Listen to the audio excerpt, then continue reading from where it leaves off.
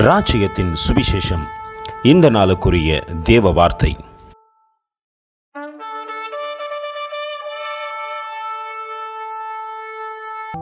He that had the Son had life, and he that had not the Son of God had not life. 1 John 5:12.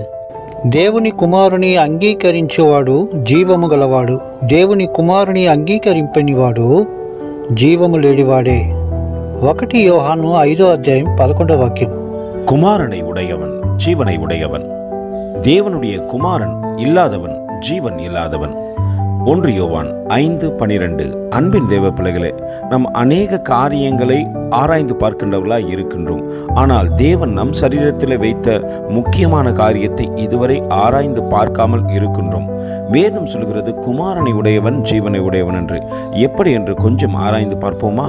ஒரு மனிதன் சுவாசிக்கையிலே ஏ என்று இழுத்து சு என்றுதான் சுவாசத்தை வெளியே விடுகின்றான்.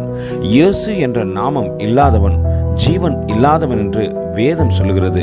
நாம் அதை இவ்வளவு நாட்கள் ஆராய்ந்து பார்க்காவிட்டாலும் இன்று தனிமையிலே அமர்ந்து அதை ஆராய்ந்து பார்ப்போமானால் நிச்சயமாய் அந்த உண்மை நமக்கு புலப்படும். கர்த்தர் தாமே உங்களை ஆசீர்வதிப்பாராக. ஆமென். எங்களோடு கூட இணைந்து ஊழியம் செய்ய விரும்பினால் இந்த வார்த்தைகளை மற்றவர்களுக்கும் பகிர்ந்து கொடுங்கள். Thank you for watching. God bless you.